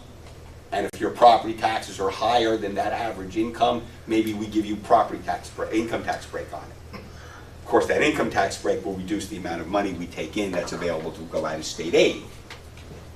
So there's a zero-sum game here unless you change rates. Push on one side, pull on the other side. As said before, this has been an issue forever. Legislatures have been trying to fix property tax since the mid-1800s. It's been a thing. And they're still in session. All right? But notice the challenges, because think about it. If it was easy to fix, we would have done it already. All right? This is the problem we have. So we start to wrap this up. A couple other thoughts. Density matters and is a cost driver. Can't fix that. We're stuck. All right? We can't just make something change and make that problem go away. Income tax-based aid is a general revenue benefits property owners who don't pay into it, business corporations. So think about that. When we give out state aid to a government agency, so we like school aid, right? School aid reduces the amount of tax levy you have, all right? Reduces property taxes to all property taxpayers. Okay? Great. So everybody who owns property is getting a break on that. Who's paying into the property tax relief fund? Who pays the gross income tax? Individuals, right? Chapter S, LLCs. Right? Where's the corporate tax going? But corporate is benefiting it because their tax bill is being reduced like a homeowner is. Equitable? Yeah, not sure. Right? Luck of geography and arbitrary boundary lines result in greater property wealth in some places versus others. That also creates diverse communities. All right? We got to think about that. That's sort of an asset there. All right? Yes, we got places along highways that have high property values. All right? Have great ratables. They can spend more money. All right? Not so much tax homeowners as much because they've got these nice businesses that are anteing up for them. How do we do that? Now that's another consideration. State constitution requires that property taxes, both rates and assessments, must be uniformly administered. All right? That means we can't have separate tax rates for businesses and homeowners. We can't assess property values at different ratios. Many states do both of those. All right? We don't, for example, all right, next point, modifications. What about higher tax rates on land and lower on improvements? We did Pennsylvania does that. that. We did that. No, we didn't. Look on your tax bill, your land, your land. Oh, no. That's where you're That's the value. Yeah. But the rate that's charged is the same. Oh, no. The rate that's charged Yeah, on but land. they changed, they moved it back. Right, but that's the assessor setting value on it. But some states, Pennsylvania for example, allows their municipalities to do what's called dual rate taxation, where they have one rate on land that is higher than the rate on improvements. What's the effect of that? Encourages more people to make improvements to their property because their taxes aren't going to go up as much as the value of land is going to go up.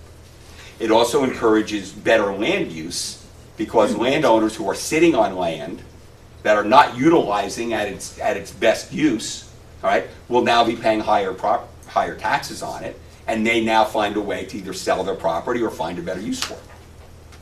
All right? So that's a thought that's out there. We kind of looked at that in the mid-90s.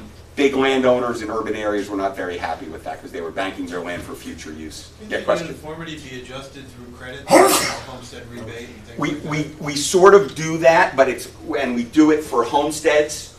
All right, that's the state income tax. When we did that in 76, 77, we allowed credits where we could discriminate that, but the rates don't change. Yeah, I understand that. So we looked at individuals. But the uniformity between commercial and residential property, couldn't they charge the same rate but give residential credits that they don't give to business? I know they do it for the homestead rebate Yes. in a lot of ways. They do it for veterans. So is there a way to expand those types of It programs? could be, that would require a constitutional change too. Okay, well, But that could be, just as dual rate taxation, but yes, you could do some other type of credit or differentiation, but the uniformity requirement in the Constitution, which, by the way, has been around since 1870s.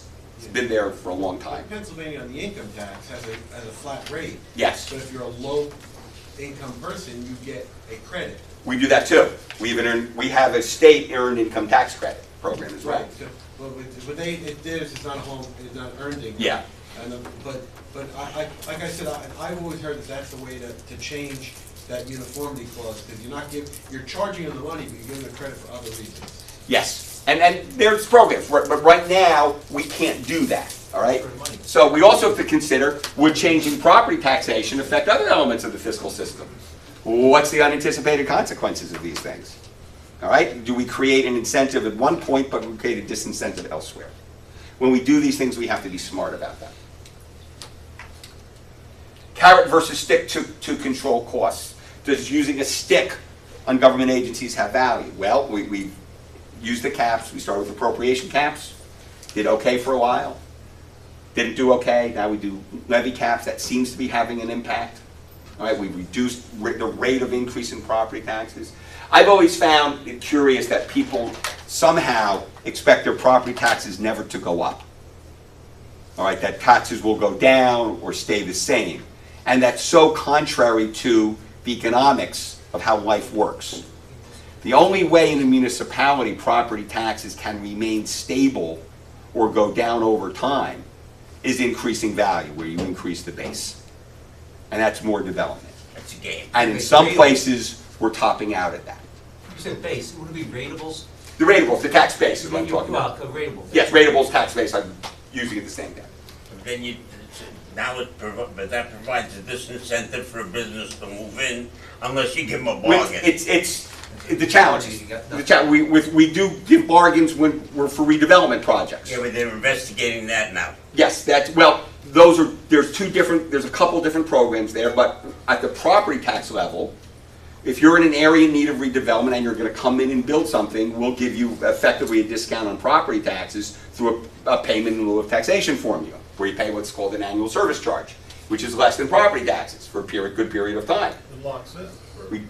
Yeah, but then, We've done that for years.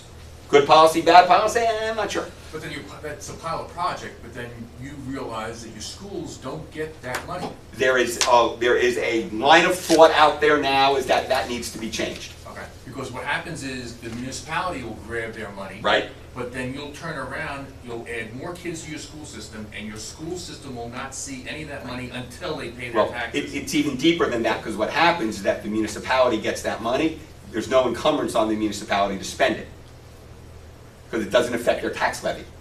And there's enough loopholes in the appropriation cap, so a municipality can actually increase its spending above the rates that they're otherwise allowed to if it was tax money, So if it was what regular they property take- taxes. They take the pilot and use it somewhere else. They spend it, yes, they'll increase their budget and do more spending with it. They're allowed to do that. Oh, so it's not affected by the caps. Right. It's an add-on. So they can do that. All right? So it never helps your taxes. It's more insidious. No, well, again, if the municipality wants to do more, they can certainly use it for property tax relief if they choose to. They can bring it in as a revenue and not offset it with any spending. All right? But that's not what a lot of them do. It depends on local politics. A lot of it goes back, it depends. Or create a surplus in your budget. Yes, well, they can increase their surplus, there's lots of things they can do with it, but a lot of cases it winds up being spent. It's really creative account. Yes. Thank you.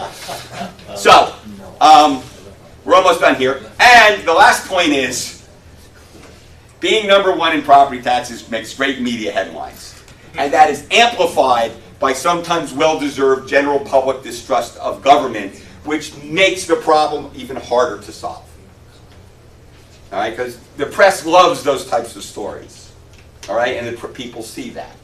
And the problem gets amplified beyond what it probably should be at.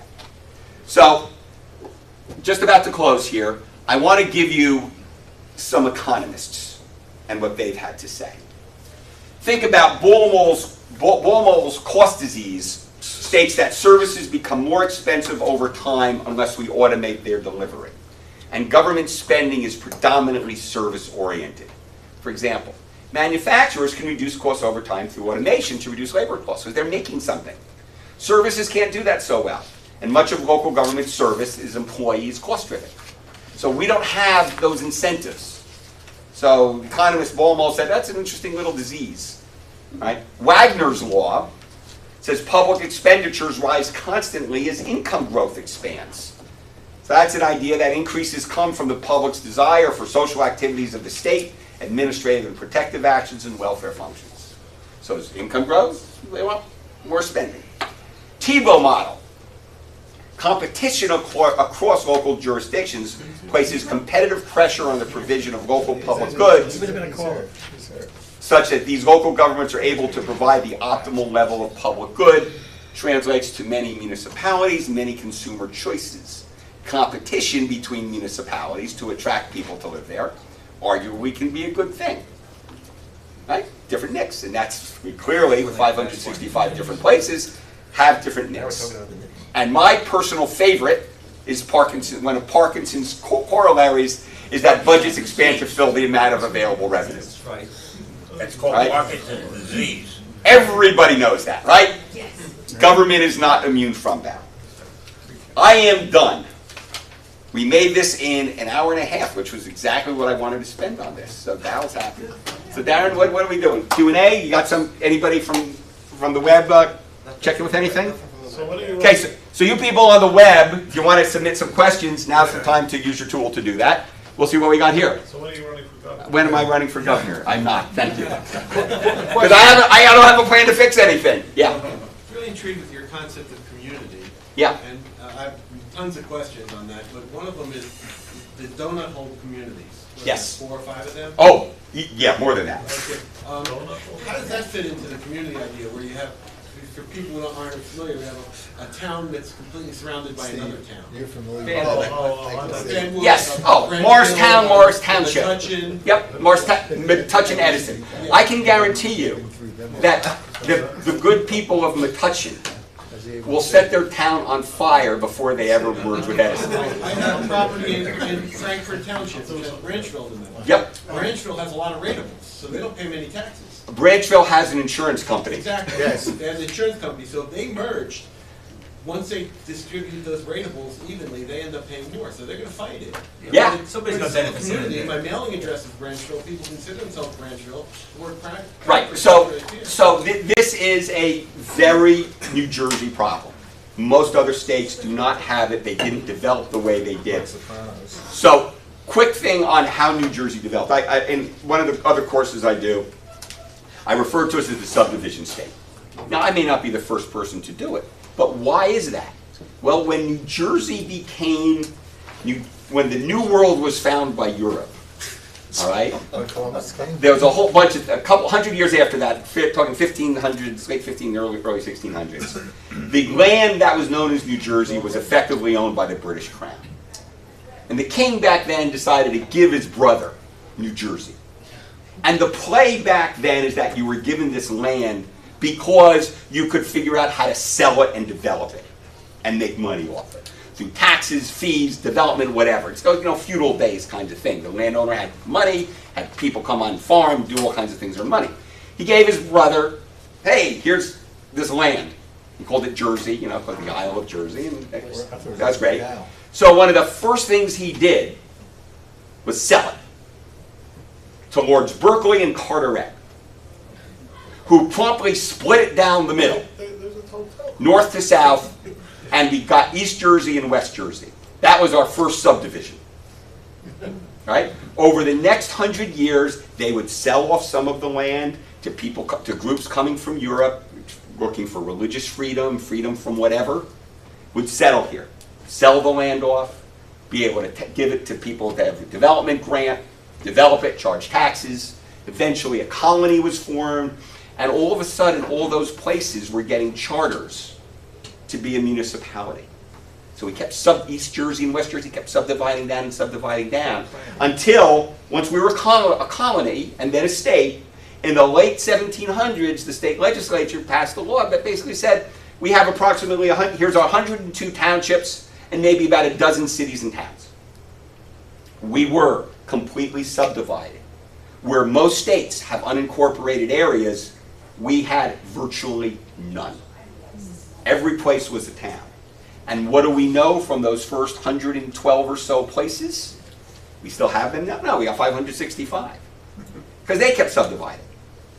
So for those of you who are from Bergen County, I used to be the administrator of the Township of Washington. For those of you that don't know it, it sits right above Paramus. Going back 100 and roughly 100 years, 120, 130 years, New Jersey went through a time that was called boroughlitis, when a lot of the townships, which had villages that had formed within them, the villages wanted to pay for better schools, downtown, things like sidewalks and paved roads and things like that, and the farmers who dominated the outer areas didn't want to pay for any of that.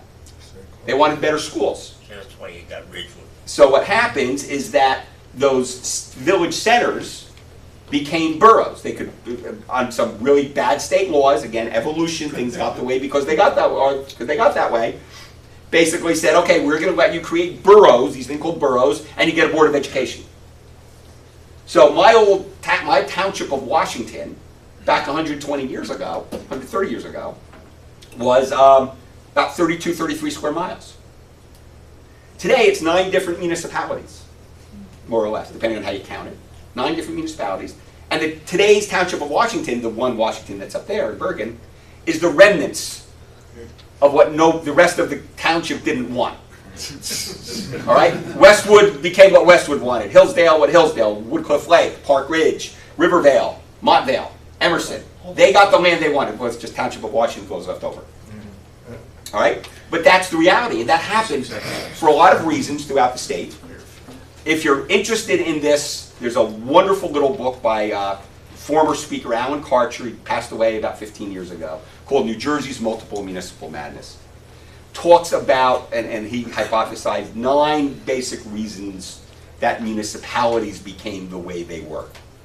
Right? Lots of different reasons: economic, political corruption, racial discrimination, I don't want alcohol in my town. All right? That's how things developed in New Jersey. That's gonna be the new one. And that's how we got here. So the point is that those, getting back to the point of the donuts, all right? The donuts developed separately from the outlying township.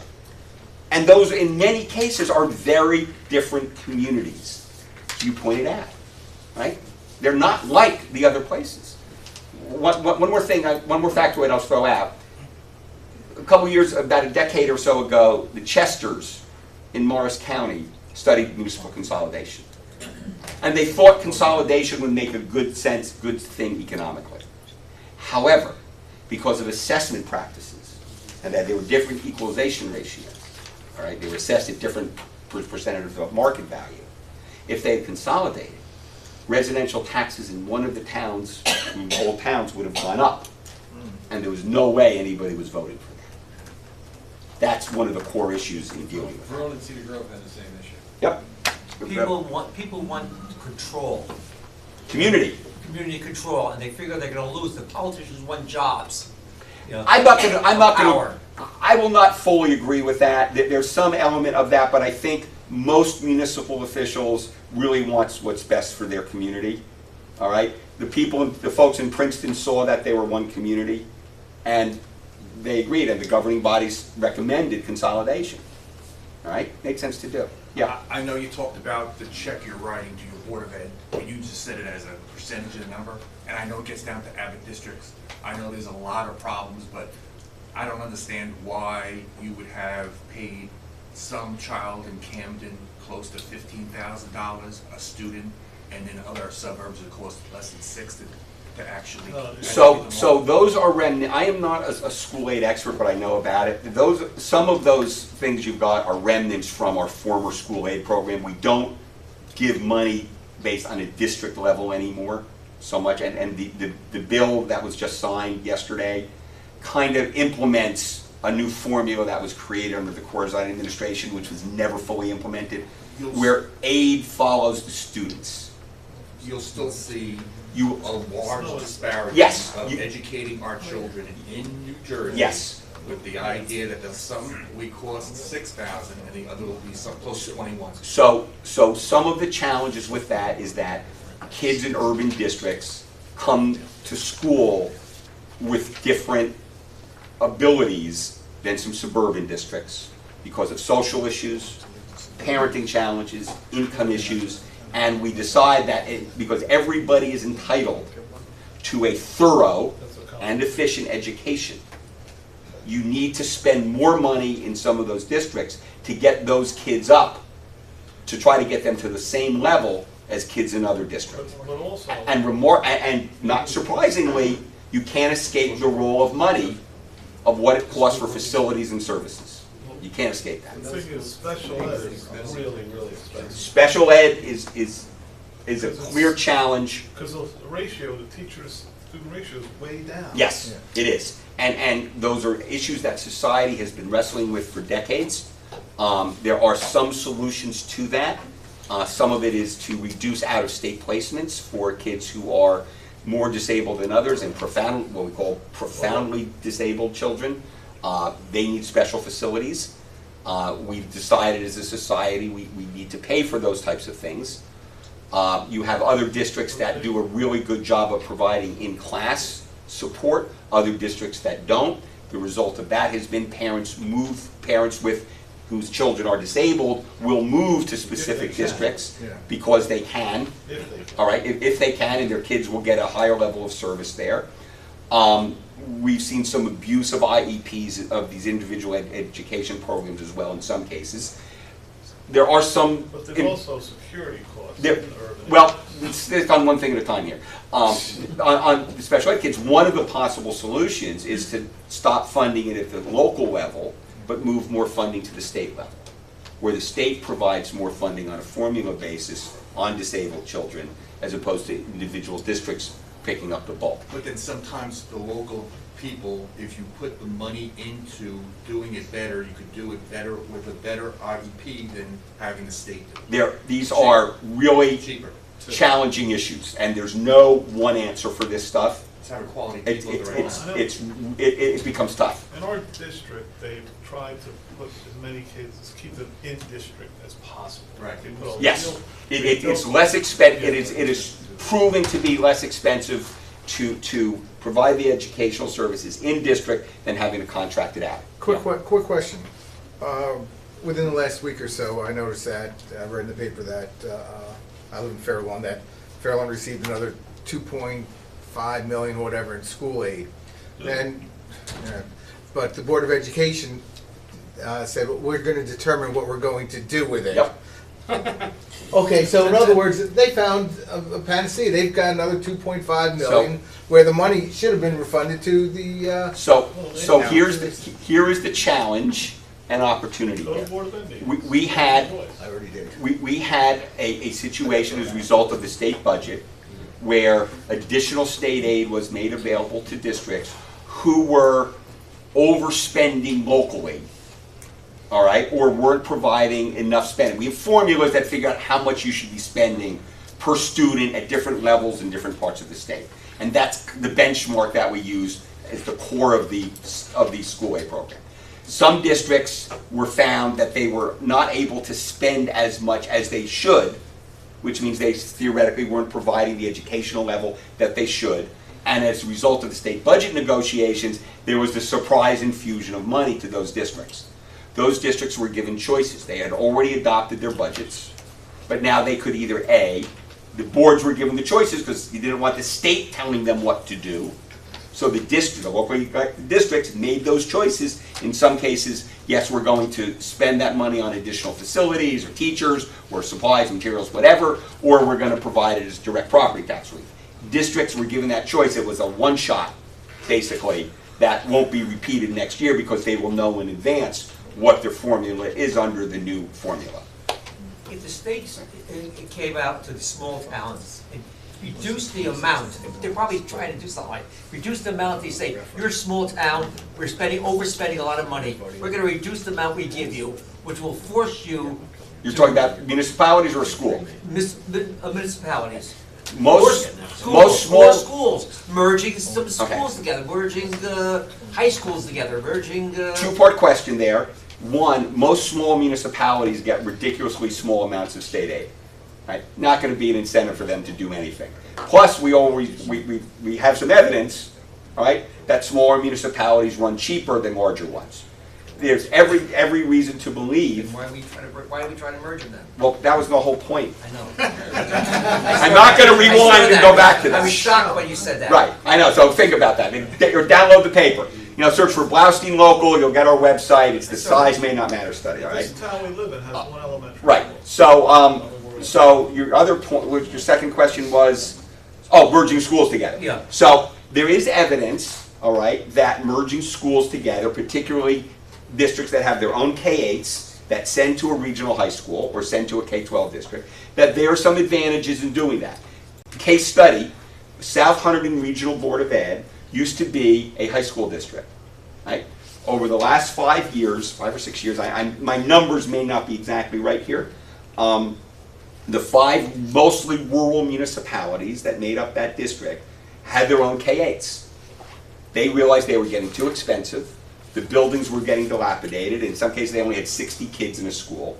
That they merged those 5 municipalities, school districts together to create a single K-12. Right? The superintendent has said, as a result of the merge, they didn't save much money.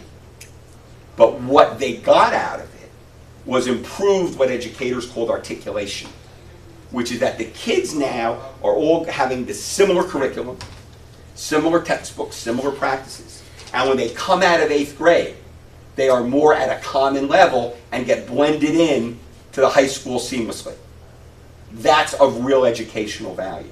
It didn't necessarily save money because, yes, you may have had principal and superintendents one person doing the same job, but you still have a building principal, right? You now have maybe more specialized teachers, right? Your facility costs change. They closed 2 schools, but now the remaining 3 schools may have needed some enhancements, because now you could do that. So there's a whole balancing act which is very unique for each situation, trying to describe, to make do with how you make this work. But we do some evidence, and educators will tell you that, yeah, we may not save money on a merger, but the articulation benefits are terrific. And you get better schools, and parents are happy. You have more activity. I got somebody in the back who's been raising his hand. Yes? Is there a program, and I'm asking because I have no clue, is there a program that our legislators and our mayors and our council people and our administrators in the state government sit through an election like this? No. Do they get this? No. Remarkably, our municipal elected officials, once elected, do not have to take any training program. Yeah, look at him. We have an example here apparently, right? Okay. So school board members, I did. it was voluntary. So now, they sent me to Paramus and then Rutgers. It was voluntary. We have programs available for elected officials. Rutgers Center for Government Services Right. offers them. They have a very good program. Yeah, 'cause I took All right? that course. Yeah, those are very good programs. Those are good the league does an introductory program, which is a high level. The first thing they introductory. told me, don't sign change orders. Very good. Don't sign change order, yes. Make sure you know what you're doing with that. But, so, no, they don't. There is none. There's Is none. there any kind of movement to think about it? I believe, I may have this wrong, I think Senator Turner from Mercer County. Shirley, 'cause she came from Ryder. Right, that Shirley Turner has proposed, has dropped in legislation that would require municipal officials to go through a state set-up training course.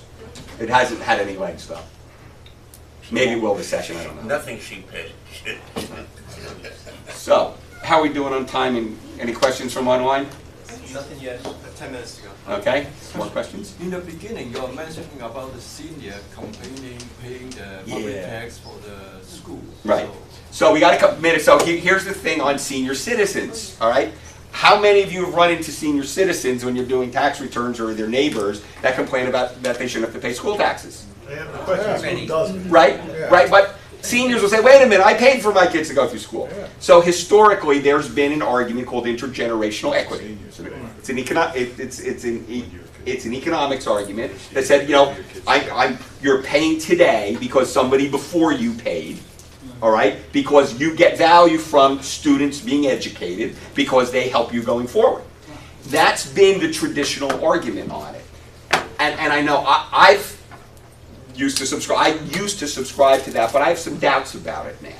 Here's the alternate argument. 50 years ago, how many people here are over 62? 50 years ago, how many of you would be dead by now? Lifespan 50 years ago, for people who are 62, you may not have been here, you just had a couple years left. All right? Lifespan goes a lot longer. Right? People are living longer. All right?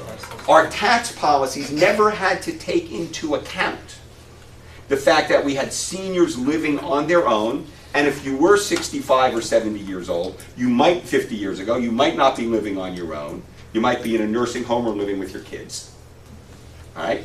So there was no tax impact on you. Yes, and you didn't have much of an income because pensions weren't all that much, either with Social Security. So tax policies didn't take into account the fact that our circumstances have really changed. We've done some things around the edges. We have some senior citizen property tax credits. We have a senior citizen property tax freeze for lower income seniors. All right? Those are all good things. But the overall policy never took into account the fact that people are living longer, living independently in their own places, and paying property taxes on it.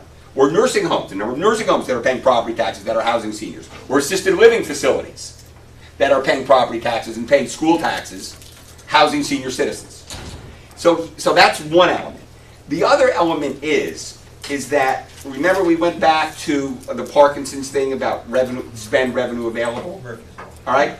So as senior citizen communities got built, all right, new revenue for municipality, new rateable base for schools and counties. Those ratables going in did not put any demand on schools.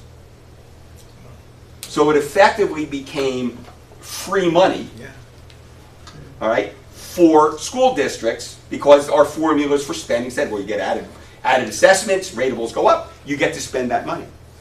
So you had an increase in school spend that was not in any way related to students. All right? Now, arguably, commercial ratables don't add students, but we have an agreement in society that commercial ratables are going to support local government and public schools. So that's the cool thing. Well, we effectively applied that to this new set of ratables, senior citizens over 70 living in their own homes. You know, you can go low, you can go to 62 or 65 if you want, right? Living in their own homes and paying full property taxes. Our policies never intentionally anticipated that, and we don't do that well as a society anyway, right? So seniors are paying school taxes, added money for a school to spend, all right? Added money for a municipality to spend. Those seniors didn't necessarily require a lot more police protection, all right, or fire protection, well, maybe fire protection. All right, but emergency response and things like that, you can build an argument for that. That maybe that municipal spending would have gone up. County spending, county spend money on senior citizens Good school programs. raises. When you go to sell your property, Where we talked about that, right? benefit of the school. Right. That's right. So there's this interesting trade-off, but the argument isn't as clear as it used to be. It's like mud. Right, and we don't really have a discussion on it because one of the problems would be, how do you change it? They're winners and losers. Do you say senior citizens, okay, stop paying schools? Well, what happens to the No, money? that's what the freeze was put in. What happens to the money that's going into the schools that they're already getting? That was put, that's what, one of the reasons for the freeze. Right, but the freeze, the school's still getting the money because the state's reimbursing. Yeah, but I hate to tell you this, but I wrote that original law So we get to blame you. when I was working in Okay, Trenton. okay. Okay, and the Camden, but, the original law said, if you were 65, lived in the town for 25 years, and Right. so on, Yep. your taxes froze Right. at that year. And what it was is that the state provided reimbursement to the municipality for And then the they loss. rewrote the law with the new freeze. Right, So, right. So that was the original intent. Right, yes. So, like I said, these were things we do at the margin, all right, that are basically a situation presents it to itself. Legislatures pass laws, come up with good programs to do those, but we never step back to think about the overall issue. And that's a really interesting challenge, and it's more of a challenge going forward, all right? And, Yeah. and there's another piece of the argument that says, why are they here? Why don't they move to Florida? The answer is the Florida side. And I've gotten a bad rap from some people because sometimes there's a suggestion that could be made that seniors who are living in the home that they raised their family in, that may be a 3 or 4 family building, Except the kids come back. and the kids go away and they come back a couple times a year, why are they still No, living they there? come back permanently. We have seen a change in that, but historically, they still lived in the house, they were still paying full property taxes, but they weren't earning a living. Property tax was always based on the idea that you had income that could support your property value, the taxes on your property value. The whole notion of retired people not having working incomes was never taken into account in our property tax policies. We never did that. So that's another thing, yeah. Do you see some of these other states where the migration is going to? For whatever reason, the migration is happening. The development of their infrastructure in like a North Carolina or South Carolina or even a Florida or some of the Texas or wherever, do you see that in 20 years they're gonna have the same issues that we have here? And they're gonna be finding that maybe they gotta go to the desert or something? They're probably not 20 years, but sometime between 20 and 40 years probably. I think our challenge as a state is we need to stop, we need to focus less on today, but think about tomorrow. Like those guys at the Turnpike Authority that made the decision to widen the road was great and incredibly prescient, and has enabled a lot of the growth we're seeing now. We need to think that way when it comes to Newark Airport. We're trying to think that way on the Gateway project that will put that new tunnel into New York so we can fix the other two tunnels. The Portal Bridge is another one where we've made a recent decision to spend money on that. We need to make those decisions. The downside of that is that those decisions have a fiscal impact, and we're going to have to raise that money, and that's going to have to come out of our economy, but that's investment. All right, that's investment in our mass transit infrastructure to improve New Jersey transit. Infrastructure to get people into New York and in and out of New York on a commuting faster. Developing our transit villages, where we saw it happen with Hoboken. We're seeing Morristown, we're seeing Montclair, we're seeing Metuchen, we're seeing Westfield, Jersey City. We're seeing growth in the older suburbs in particular, because people want to live near where they work, which is great. Some interesting unanticipated consequences about what's happening in the suburbs, all right, and those homes that people own in suburbs, and who's going to buy them when the seniors are now ready to move. We have some interesting questions with that. I personally think that a lot of those millennials who like living in cities, once they start getting married and having kids, they're going to remember their childhood. And where did that childhood take place? In the suburbs, and they're going to want their kids to have the same thing. I am getting the high sign that it is now 4 o'clock. It is time for our program to end. I want to thank the people here. Thank you, folks.